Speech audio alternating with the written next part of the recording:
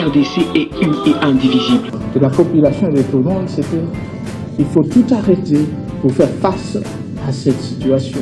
Et que nous ferons de cette terre richement bénie un réel havre de paix, de prospérité et de progrès social.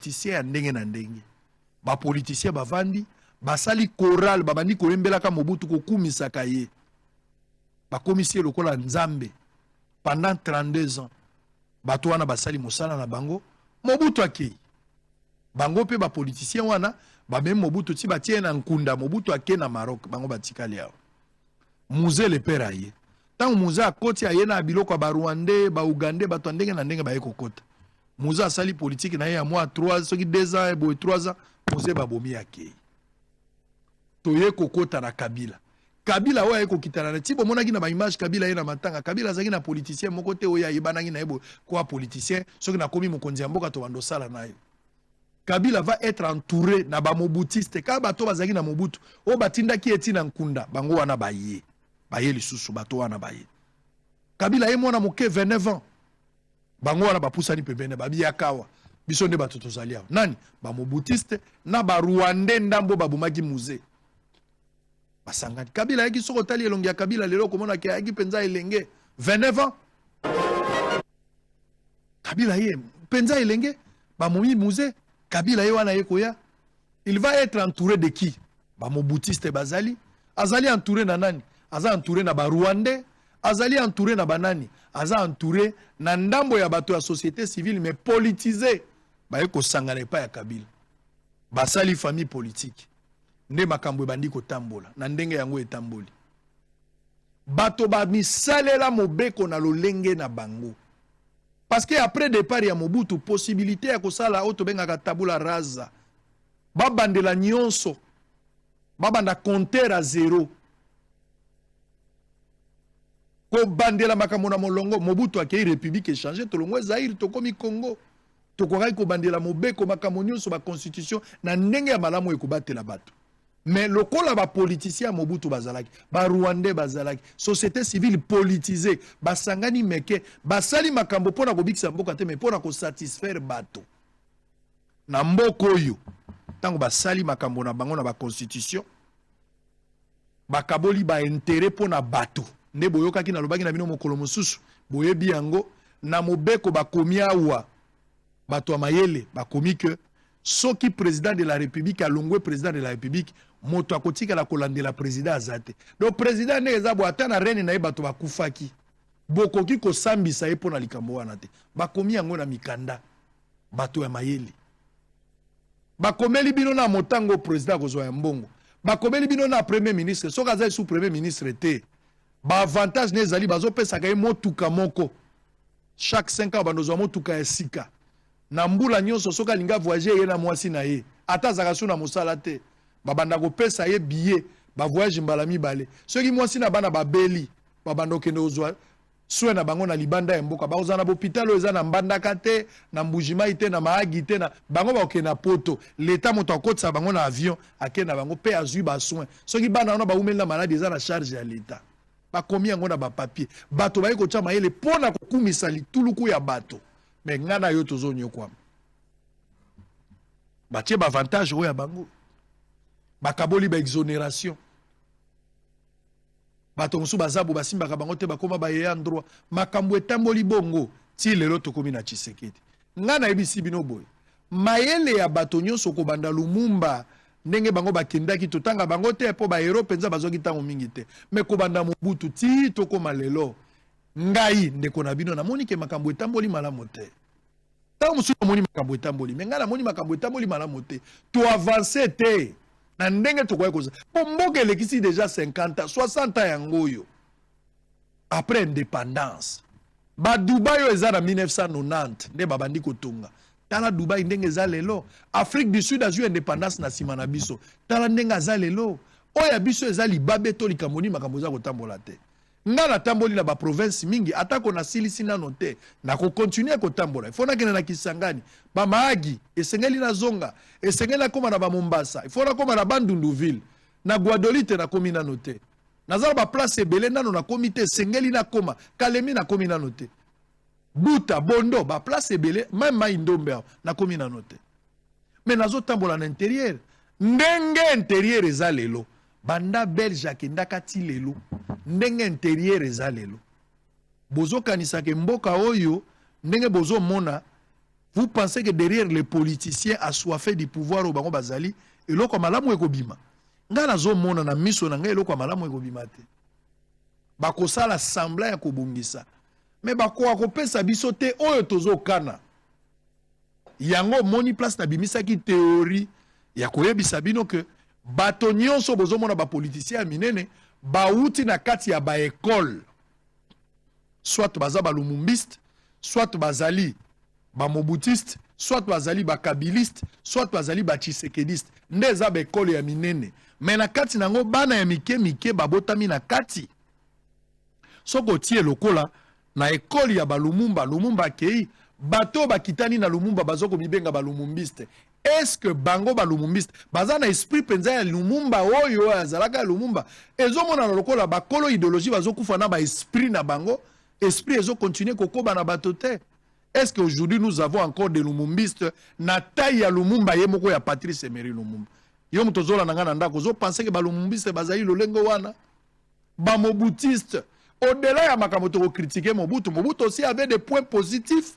Azape na koto ya bongisaki Mobutu azalaki ka satana te azape na makambo ya salaki. Est-ce que bato penza ba copier positif ya Mobutu na musée bato ba copier na Kabila bato ba copier est-ce que bato ba copier yango lelo to vandi bato moso ba mibengisaki ba lumumbiste nga na moni ke ba lumumbiste basali eloko te bao ba mibengi ba mobutiste basali eloko te bao ba mibengi bazali ba kabiliste basali eloko te oh pe ba mibengi ba uti na école Tshisekedi biso na bino bozolo ba ke basali eloko te 4 écoles lelo ba leader politique otoza na bango boye oyo ya mineno bino nyonso boyebi leader politique nyonso awuti na kati ya bekolo nga na tangi soit aza Tshisekediste au départ soit azali mobutiste soit azali kabiliste soit aza lumumbiste bazaka na bekolo wana ezala mibengi lelo na kombo nga laza moto tel mais yebaka landela e place oyo awuti kana kati ya bekolo et puis si résultat te sikonga na ebisi bino eloko nini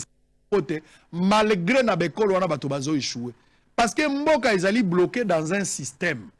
Le système wana ezo sala ki ata yo motozo la nangai soki okomi na kati ya politique wana saleli kaka système wana ato zalaki monsanto beba nde eloko na ebisi bino bato nyonso basalaki mosa mboka eza 90 millions d'habitants ndenge tozolo balelo estimatif kaka mwa groupe ya bato baza soki 500 to 1000 bato banyokolaka biso boye plus de 10 000 plus de 100 millions de personnes bato wana bakoki pe kopema te balobaka te tosali mosala bapemi mais bakondima kopema bango moko te esengeli kobousculer bango po balongwa kopemisa bango na nko yango na bisaki bino tosala retraite intellectuelle batalaka mboka bazala kachote me bazotala politique lokwa bazala aquarium ndenge mbisi atalaka topesa chance na mayele mosusu ya sika bato oyo balena no mbongo te bato oyo bakoti nano na bozoba te bato nano oyo bagéraki te na kati ya système il faut kopikola système kokotisa lolenge ya sika botia pena mboko oyo mobeko eza likolo koleka bato ce n'est pas le cas ce que nous voyons aujourd'hui.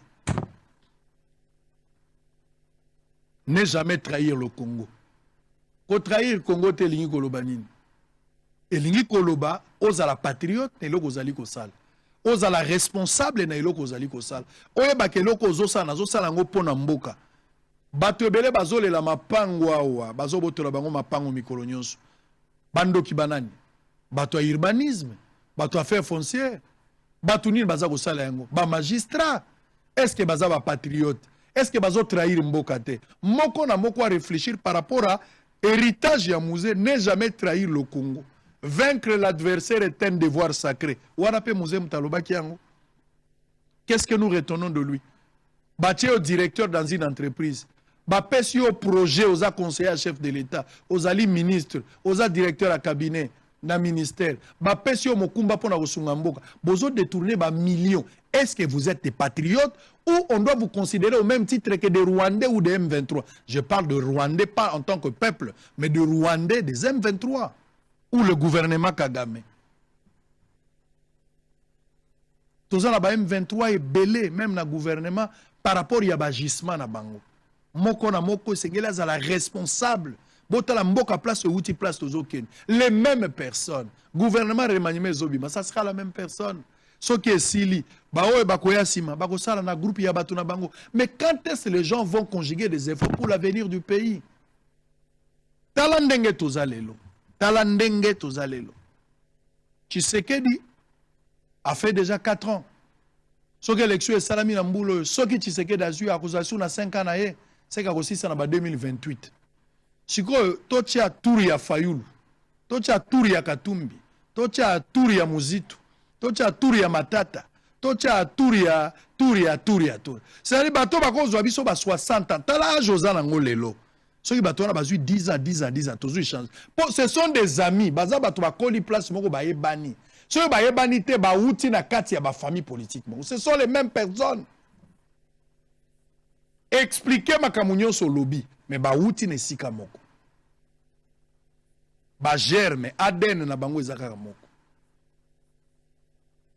Likambu ya courant. Toko vana na mboko likambu ya courant tozo résoudre te. Bambula na bambula toza incapable ko sisa likambu ya courant. Bamboka lokola ba Dubai ba beta reso likambu ya courant te. Biso tozaka ko mai ekiti. Mikolo mai ekiti likambu ya courant. Likambu ya mai toza na ba rivière ebele, mais za na besika ebele batu baza ata na mai te. Est-ce que ba policier ba vanda ka ba mituna lo lengeni toko ko bongisa mo? Est-ce que question wana ezalaka? To bato bayaka po ba mi bongisa bango moko. Bato bazo yiba mbongo mikolo nyonso. Mais ceux qui balingi bakanga ba kaka yo peuple o telemi na nzela obandi ko kumisa bango. Olobi ko simba moto na biso te. Oyo zo simbeza shandani, oyo eza wakwetu, oyo eza mwananye, oyo eza limpangi na munu. Bo bandi ko yebisa oyo za ndeko na biso ko simba yete. Metango yibi azo yiba ye moko.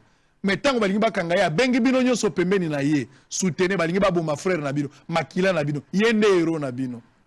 Miyibi bayoka naka. Baza na besoin de solidarité na yo peuple pour défendre bango. Mais bazo yiba titre personnel. Quel héritage que nous pouvons aujourd'hui toko lobela na ba héros na biso. Nini to copier positif ya ba héros to pérenniser. Oh nzambe na ngai. Jeune Congolais, réveille-toi. Réveille-toi jeune Congolais. Botika distraction. Ozomona vie lokola G. Pour 5 à 1000 fois, 2000 bazo kabela yo. Mais quand tu auras une femme à la maison, tu auras des enfants. C'est en ce moment-là que tu vas te rendre compte que les choses sont dures. Qu'on fout ta classe, qu'on fout ta ndako. Qu'on soit charge, qu'on sakanate, au côté la soukinde au koeba. Merci beaucoup. Ça n'est fini pour ce matin. Je pense que Héritage Yamouze a tiangona mutunaye. Donc créer une nouvelle classe politique. Nazo loba nouvelle classe politique te par rapport ya ba âge. Po motako kozala mukolo na nzoto me azamo na muke maile zanano na mutu. Moto musa kozala pe mona muke mesa nuni na mutu. Je parle de système. Il faut arrêter le système où eboti ba école nyonso parce que l'être, il y a un esprit qui a traversé les âges. Ce sont les mêmes personnes. Moi je ne serai pas candidat. Faut pas me dire non, tout le monde a la province, azokaba biloko, asalaki badon. Je l'ai fait parce que na trouvé batouazan la place et que n'a une opportunité au sali saban. Mais na sala kamakambo te po ba voter nga. Po na ici bino ngana ko postuler te. Je ne suis pas intéressé. Je ne suis pas intéressé. Totiki nyonso na nzambe.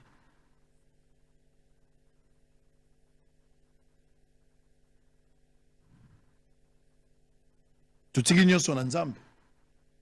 Élection esengeli bokende ko voter. Moto bino bokomona so bomoni ki azama kasi yenda ko pesa lobiko bo voter ye mais bo voter avec conséquence. Boyeba ke lobby makambo ekoya. Ngala ko kotela bino teke bo voter Tshisekedi bo voter Fayulu bo voter Katumbi bozala ba responsable no makambo bino moko bokende ko sala tango ba ko benga batu na urne. Bozala bino moko responsable ngala za kuna te. Mais nazo ebisa bino na part na ngai bato nyonso ba uti na ba école ba lakisi o bango bakoya ko sala ezala ko basali mwa mukie mais totondi te soki ezalaki na nzoto bakoloba bano baza na malnutrition bano bakoli malamu te baza na maladie ya kolia baza na problème ya croissance po Congo ekoli te kolandana na mbula nango mwana ya 50 ans maturité ekoli est-ce que maturité eza lelo 60 ans après bino moko botala tolongwa koyembela bato naza koyebiso te mpo natinda yo vote mutu moko nazoyebiso te mpo kota na nsima ya mutu moko nazoyebiso ozala nde responsable na makambo oyo oza kosala soki oestime ke mutu tel nde abongi sala oyo olingi me koregrete te mpo soki ozwi kisi ya mbula yo moko ozala na makolo soki obetisi okimaka mutu ya liboso yo moko liembanga mine kosala ngai les politiciens baluwaka biso lokola bakiti basaleli biso bapesi biso ba 2000 francs bakei jour bakomi na pouvoir toza te batie bapolicier pas de projet pragmatisme ezozala te toujours des discours à quand la fin de cette mélodie. Merci beaucoup. Je pense que ba message est ebele mena kokotanga yango te. Merci na bandeko nyonso balandi ba oyo bakomi ba programme na biso yebani bosolo eza lundi, mardi, mercredi, jeudi, vendredi. Na ngonga 11h, 20h toza 7h du matin. Na 16h totiela rabino banquete to salina ba descente po boyeba. Toza la bémission muso eza bosolo sur terrain oyo Mathieu aza représenter bolanda yango. Toza la émission muso ezali à vous la parole. Oyo Joe faza représenter, vous devez suivre ça. Toza na service traiteur Mikolonio se sengeli bolanda yango. Toza na émission muso ezali tosali conférence eza chaque samedi à téléphone ouvert place bino bokoki ko benga. Toza pe na malongi na 17h le même samedi. Oh tozui moto amaela zo à côté ya biso mobeko to yeba ba droit na biso na ba devoir. Mais monsieur eza ndenge na ndenge bosolo économie ezali ya justice ezali Esther ya mu même tazo sala yango. Ya sport ezali toza nango peza koleka puis journal na biso ezali. Bo continuer kolanda ba programme na biso. Loba malamu pona Congo, sala malamu pona Congo, kanisa malamu pona Congo. Blanc, plus blanc que neige. Blanc, plus blanc que neige. Lave dans le sang de l'agneau. Je serai plus blanc que la neige. Motema na peto, motema na peto, nasukolami mobimba o, na makila mayonkolo. Et kendaki au Capernaum pe alobi na baye kolibaye. Dans un pays où le peuple a commis incapable à défendre ba droit na ba intérêt na ye, c'est que le peuple là a colipoise à la moumbu. Il est mûr pour être esclave. Congolais, ne jamais trahir le Congo. Chacun de nous doit faire un examen et à conscience. Moto na moto à s'interpeller par rapport à ce que Mouzé a laissé comme héritage. Ce qui nous a bazongité, tokokuta na lobby pour le même plaisir et le même travail. Bye bye.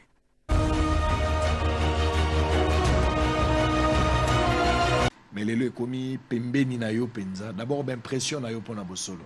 Vraiment, Sango, mon cher Israël, félicitations. Tout le monde a révélé comme la musique. Et personnellement, Nazali awa na sepeli mingi komona ki bande ko na biso ba congolais bazo sa malam. Et il faut pas seulement qu'on ba parole na ngai outi qu'on a pris d'ailleurs na mis na ngai, ce qui est un témoignage à musala malam ozo sala. Et vraiment félicitations et toujours prier kaka okende musika. Très bien. Bato bazolanda yo pour la première fois ba ebioté oza lelo na Kinshasa na Bosolo télévision oza nani pona bato ba ebioté il faut ba yeba yo ba comprendre ce que ça possible yo moko mi lobela pendant quelques minutes bato ba yeboza nani. OK, ngai comme ngai Rikamba na fandi na Boston, je suis père de famille na na mine na silisaki d'abord ba étude na ngai universitaire awa na Congo à Lubumbashi d'ailleurs na sciences politiques administratives, il y a un peu beaucoup d'années. On a accueilli États-Unis à Boston. On a ici ce que un doctorat de 3e siècle, mais qui est en fait master. On a ici master moko na misala social, travail social. Na yeko bakisa mususu ya mibale na santé publique. Et ndenge tozoloba wa nazali finaliste na droit na université ya Andover, toujours na Massachusetts. Wana ezali na cadre ya mayometali les études que j'ai faites. Mais ce qu'on a musala, donc nazalaka directeur ya société ou une association ou tobengaka Centre congolais pour le développement. Les centres ekambaka ou eyambaka ba congolais ba réfugiés, ba migrants réguliers. Donc pas seulement ba congolais mais ba migrants nyonso. Donc obiso okemboka mpaya l'homme sous hymne ou l'anglais, l'homme sous pour nous banda musala eza moi makasi. Alors centre na biswana eyambaka batu ceux qui anglais zate et puis sur quelques cours d'anglais et le qui place à Rofanda et le qui musala et encadré en vue il y a intégration dans les malam.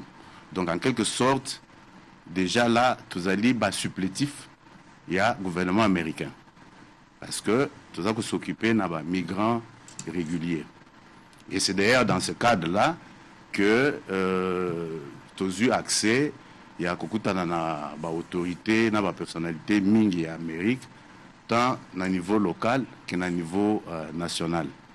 Donc c'est ce carnet d'adresse là qui nous a permis peut-être ya kokende na phase mususu sokoza na ma question ou poser au ya kada au to yelele. Allez, osez ko sala mouvement au Bozobenga coordonnateur du mouvement Congo en action pour la diplomatie agissante.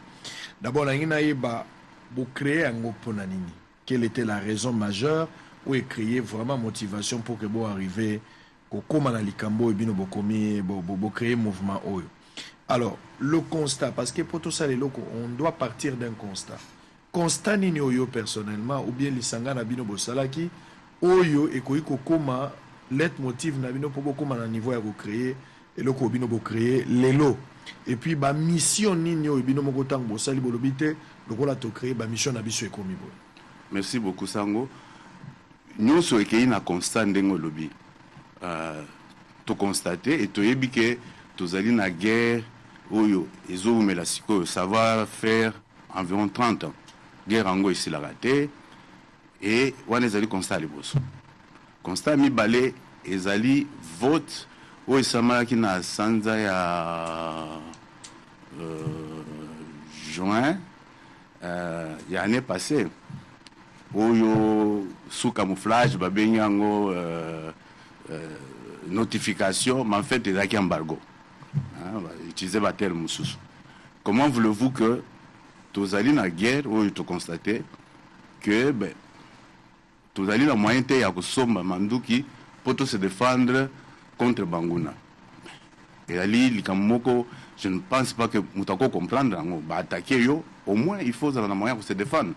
Donc Tokei à partir ya ba constat mi balewana tolobi mais to fandia wa na mboko yo ba décision salemaka makambozo salema vote ango to salema ki wana à quelques heures ya ba place to fanda na New York na Boston c'est 4 heures de voiture c'est 1h20 30 d'avion to mais to koyi ko sala nini to sangani na baninga mususu to réfléchir ensemble to mais il y a quelque chose à faire parce que gouvernement azosala oyo akoki kosala mais tout le monde a repris na mboka mususu ba décision ezalaka bato ba influencer la décision c'est vrai gouvernement akoya akoloba décision officiellement mais bato ba travailler en amont les gens qui influencent ba décision na ikoza la bato mususu ikoza la homme d'affaires tout ça multinational biloko mo tozomona c'est peut-être X ou Y va décider compte tenu influence na bango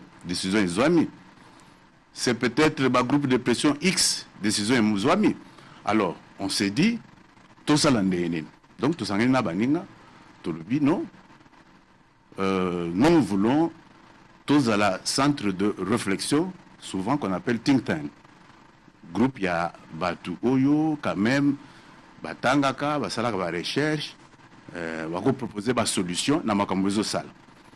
Alors, compte tenu de constat, nous avons tout le bino, tokosangana tokomeka kosala ce qu'on appelle diplomatie ya couloir. Vous excusez ngai na sana moi ya Si. ya na lingala te français monsieur en anglais. Diplomatie à couloir wana ezali aussi ce qu'on appelle diplomatie parallèle. Exemple comme mingi bisoto benyango diplomatie agissante. But nango ezali nini? Tolobi mais ici mon frère Sango na linga za clair. Toujours remplacer gouvernement te. But na biso ezali ya ko remplacer diplomatie traditionnelle te. Mais but na biso ezali ko accompagner bango, c'est-à-dire que ko kanisa, ko créer intelligence pour na bango et mettre ça à leur disposition. Par exemple, l'herbe makambo nous se bandi ya ONU azolo ba voter contre lever embargo, ba s'abstenir. Pays en autobenga na bango ba mista yoko zala na baninga na yo, mais quand il s'agit de vote on se demande ce qui va mis en si tu peux garder ce genre d'amis. Et puis, tout le aussi, mais la guerre ici, et où mais la raté, guerre et si la raté. Mais, Magamongo, Mboka Biso, ils ont ça bien, le gouvernement, ça les fort, mais c'est comme si il y a quelque chose. C'est quelque chose qui fait que guerre ici la terre. La relation avec le pays, c'est quoi? Nous aussi, on a part moko ya iloko moko toko sala et na ko peso exemple mingi que équipe ko sunga ko accompagner mboka équipe ko sa mboka. Par exemple, toko mikanda mingi parce que toujours na mboka papa to fandi wana omoni bande ba mso ba fandi longtemps kuna babala peut-être bato akuna kaka babota bana bakenda classe mo tokutana na l'église tokutana to yebani tozali na même culture. C'est-à-dire que yopo ko ya outi, c'est vrai au cause de la gouvernement tous les respects, mais yo ko ya na cadre diplomatique aux alliés coincés par babiloko mingi. Par contre biso bato fandi kuna comme on a la même culture. Dans ce cas d'espèce na makali droit de se défendre. L'air tokomeli ONU, l'air tokomeli département d'État. Mais tu pointé, mais deuxième amendement, où c'est qu'un amendement il y a USA, la constitution na bango. Ils ont prôné droit de porter l'arme. Moutinho, c'est les États-Unis, de Moumouniana. Si vous avez bombarder, si tu es normal. On a un problème mental. Vous avez une arme, c'est-à-dire que. Vous avez autorisé. Vous avez autorisé, tu ne peux pas aller avant que Nandoro invité, tu dois réfléchir 2 fois. Parce que, et puis, pour ceux qui m'ont attiré, mon cher, au Koufi, au Kenya, et mouton encore un peu plus longtemps. Ça dépend. Mais, donc, droit, il y a qu'à se protéger. Et ça dit, en constitution, alors là, tout ça, comme c'est de la culture dont je fais allusion. Yo, Koya, au Golobabilo, la politique, tout ça, peut-être au Yébi, mais peut-être au Yébi, peut pas en athée. Là, tout ça, comme il toujours, mais comment se fait-il que tous alliés agressés, mais on ne peut pas se défendre? Donc, tu commis, tu sali la conférence, tu talk, tu réfléchir. Bien sûr que le gouvernement y a sali que finalement vers décembre, au moins il lever mesures. Mais on doit aussi souligner que Bisope, comme moi, par la Bisope, et Zalaki Pewana est contribué pour que Batouana, il faut pas lever mesures, il y a notification d'une part. Donc, d'autre part, ma relation, il y a gouvernement à gouvernement. Au monde que le monde global, avec l'interaction et comment vraiment complexe. Moyen que résoudre sous contentieux, problème différent. Ce que nous avons dans moyen traditionnel, ils sont toujours pas efficaces. Donc, acteur depuis le départ que la décision c'est parce que multinationaux, hommes d'affaires, les gens puissants, les gens qui ont l'argent, influencent la décision. Il y a un gouvernement qui donc, Bissopé, tout le monde est acteur. Bien que tu sois homme d'affaires, mais en tant que groupe de pression, tu es un acteur parce qu'en fait, ce gouvernement a vu et rencontre les biso pe to rencontre bango bamba rencontre bango na ndenge bakuta na ndenge ya officiel ba cadre biso to kuta na bango comme je t'ai dit na ndenge moko convivial. Donc na ko mona sénateur moko boya yeko tika mwana na ye azobeta balle mwana nga pe abeta ka balle wana to ko bana masolo. Donc tout ça c'est pour déblayer le terrain afin que pour na obongisa en fait parce que tous autres travaillent en convergence avec le gouvernement. Donc tous alliés toujours remplacer le gouvernement, toujours combattre le bango, mais tolingi kaka kusai sa bango tolingi tous à la partenaire. D'ailleurs le partenariat s'impose parce que structure na biso na structure au gouvernement, biso nous au service yamboka. C'est un peu ça. Très bien. Alors nayoki o pesimo brèche lobby ba disposition où ils allaient repris na makamba conseil sécurité bazo appliquer en pa na bango mais pas na biso aux alaté. Parce que le droit de se défendre, pas n'abisso en compte. En cela, est-ce que vous pensez que peut-être pour résoudre le problème de sécurité, tout ça, dans mboka lelo, insécurité, tout ça, dans le milieu urbain, ou soit dans le milieu mososo, tout le province sud Kivu, nord Kivu, est-ce que vous pensez qu'aujourd'hui, option et européenne, ça congolais sur le monde qui est pour résoudre le problème? Bon, Sango, là, je dois être quand même un peu aussi prudent. Nani, quand même que les États-Unis, les pays moko, il y a histoire moko moulaï, 300 années, il y a indépendance. Mais je n'aimerais pas, dans le Bakébiso, tozali banamike ou bazali na culture na bango na ndenge na bango. C'est un problème qu'on peut aussi étudier. En tout cas, pour répondre on doit étudier quelle est la maturité il y a un peuple congolais si chacun devait se venir de l'arme, qu'est-ce que ça peut donner. Donc c'est quelque chose que tous en a parlement parce que la décision c'est parlement où tous ont la décision bah koki ko sangana bah étudier question ici on peut voter une loi comme ça mais bon à l'heure qu'il est je ne pense pas que Nazali a la place où je peux suggérer mais ce que je peux par contre suggérer c'est que vu au isolé Canana Est par exemple et je sais que pour la diplomatie je sais que au Kogi poser n'importe quelle question de je sais que la diplomatie ça marche bien que jusque là tout ça n'a pas de résultat guerre souvent c'est quelque chose que personnellement n'encourage à rater parce que à table tout ce qui babundi au sommet guerre salama finalement va encore à la table de négociation basolo. Donc il faut que ce soit un peu makasi mais seulement le problème qui est là il faut que ça ait une stratégie parce que les besoins qui ne peut pas dialogue on a tout ça il faut que ça ait une stratégie comment on peut persuader Batou na argument aux anons. Voilà. Alors, aux Olobela Likambouya, diplomatie agissante, est-ce que modèle Oyobino Bozo prôné en est possible de réussir à dupliquer en la diaspora mobimba? Pe batoba landa yango facilement. Est-ce que les Lezali, vous avez la garantie que ceux qui bopesi yango, ça peut servir quelque chose dans la diaspora mobile? Oui, Sango, parce que tout le monde qui d'ailleurs, l'air Mukonzambo Kakendaki, on a déjà contacté la diaspora. Il y a un continent Moussoussou, par exemple, au Canada, en Europe. Et d'ailleurs, je n'ai plus la date exacte, peut-être que j'ai bien vu l'air Angleterre, ici, il n'y a pas longtemps.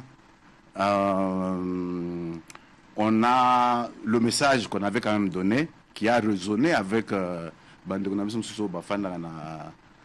Angleterre, c'était que Bameka, qu'on fait entendre voix Yamboka n'a pas pays place Bafanda.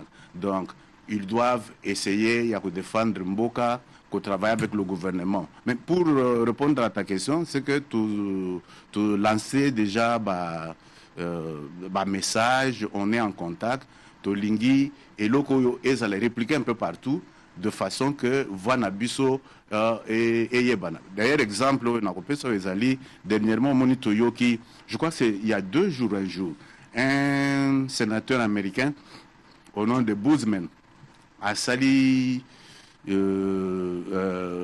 a commis à Twitter que avancé les terres oyo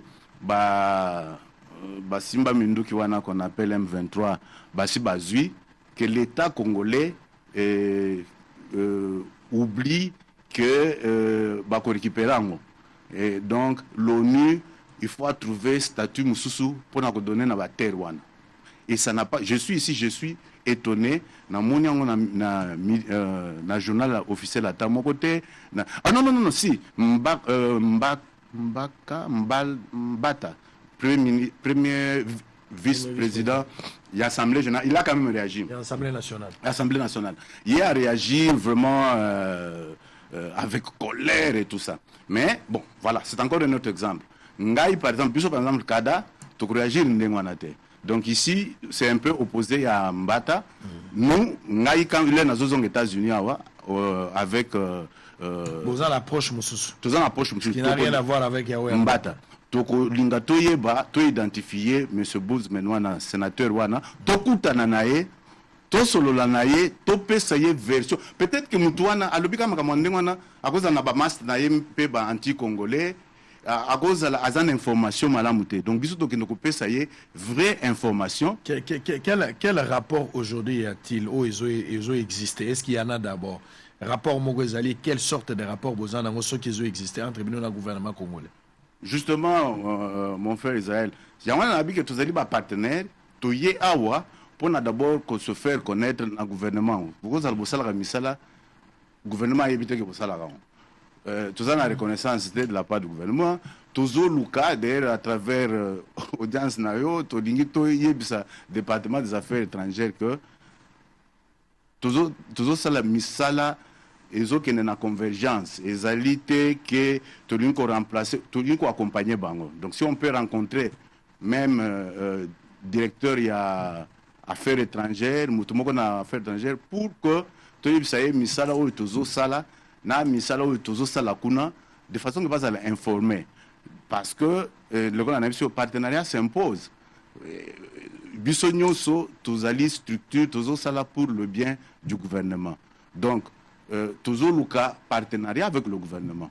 Tu ne pas comprendre ambition. C'est vrai qu'il y a un partenariat, mais au fond, Bozozela n'a pas un gouvernement. Reconnaissance, on n'est pas. Seulement une reconnaissance. On n'est pas demandé. Mais ça, moi, personnellement, je peux vous aider à ça pour obtenir peut-être un rendez-vous avec les services des affaires étrangères, que ce soit les ministres et tutelles ou son adjoint. Non, mais sur la politique, mon frère Israël, ça sera très très bien et vraiment, ça sera. Ça, Bossolo peut faciliter le contact. Ça, en tout cas, merci d'avance. On n'est pas demandeur d'emploi, on ne vient pas chercher d'emploi. On vient juste se faire connaître. Quel sera votre apport? Toujours créer, justement, je veux vous donner, si je n'avais pas encore fait, dans le lien au website, nous avons des ressources impossibles qu'on pouvait même vendre au gouvernement. Parce que n'oublie pas, tu as que tu allez un think tank, tu as un centre de réflexion, nous produisons de l'intelligence pour le pays. Tous les problèmes du Congo, tous les maux du Congo, donc ce que corruption, ce que état tampon, zone tampon, ce que état de droit, ce que élection, même sommet US-Afrique, tous ces problèmes. Il y avait même un problème ici. Est-ce qu'il fallait produire pétrole dans le Congo ou bien ça va être désastre écologique ou bien opportunité économique? Tous ces problèmes-là, avec des experts, on a défini le problème, on a étudié le problème et on a proposer des pistes de solutions que le gouvernement peut prendre. Au lieu que ce soit des individus du gouvernement qui vont là-bas chipper une phrase par ici. Non, ils prennent comme ils veulent. Ceux qui ne veulent pas, ils ne prennent pas. Donc, la question pour... quel est votre apport? Quel gouvernement? C'est l'intelligence que nous produisons. Et elle est déjà là. Donc, c'est des études très très bien faites qui sont là. Avec des solutions déjà. Avec des solutions. Ils peuvent prendre. Vous voulez mettre ça à la disposition du gouvernement? Oui, ça se trouve dans notre website. Si vous allez sur mycada.com, vous trouvez tout ce dont vous avez besoin. La corbeille est là avec toutes les solutions possibles, même sur l'armée. On a parlé, on va terminer peut-être par là. On a parlé de la diplomatie agissante. Il y a Félix Tshisekedi, pendant Makamboa, guerre, il y a Est.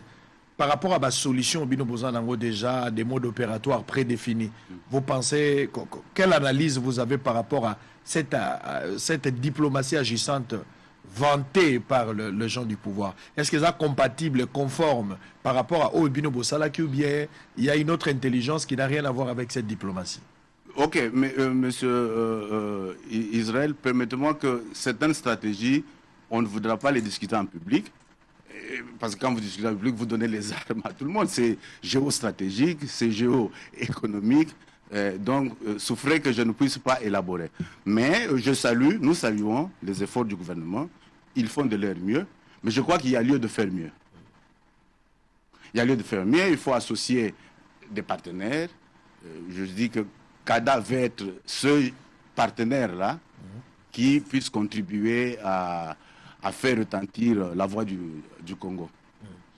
Alors, nous sommes arrivés à la fin. Aujourd'hui, la République démocratique du Congo a commémoré Liwaya Baero, donc Patrice Emery Lumumba, Paul Maurice, Okito, Bangomi Satou. Hier, c'était Laurent Désiré Kabila. Quel héritage aux Anangona Batonio Sototangi Bakombo? Mais enfin, ça, c'était les grands héros. On n'en a pas beaucoup. Bakoufi pour la cause du Congo. Et le deux, là, Bakoufi, dans un contexte, mon côté, mais Bazan a un dénominateur commun. C'est toute l'indépendance du Congo.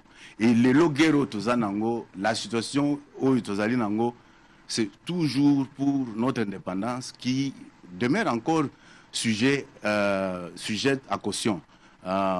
Batouba déversé, Makila et tout ça. Il n'y a pas que, il y a eu aussi des innocents dont on ne connaît pas les noms. Mais je ne peux qu'appeler à la conscience. Il y a des Congolais Nyoso.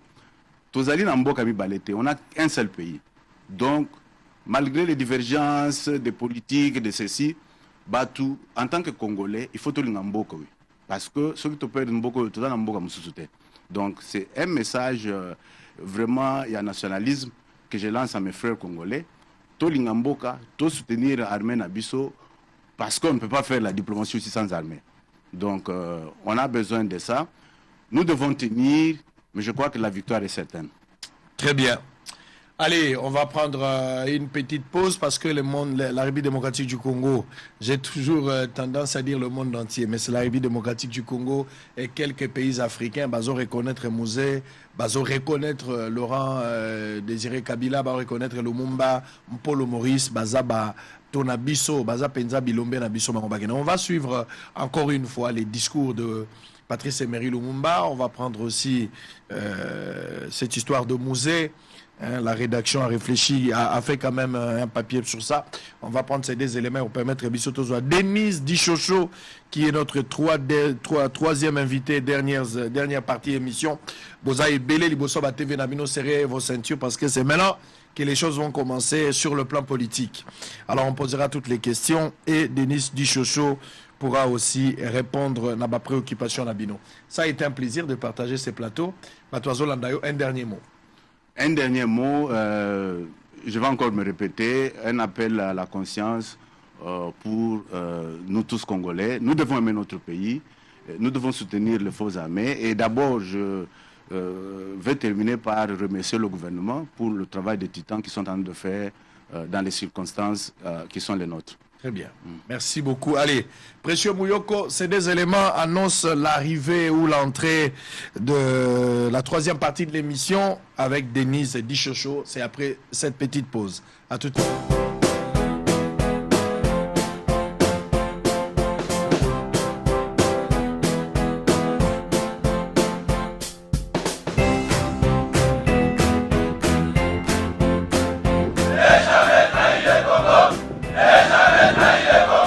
La RDC est une et indivisible. De la population et de tout le monde, c'est qu'il faut tout arrêter pour faire face à cette situation.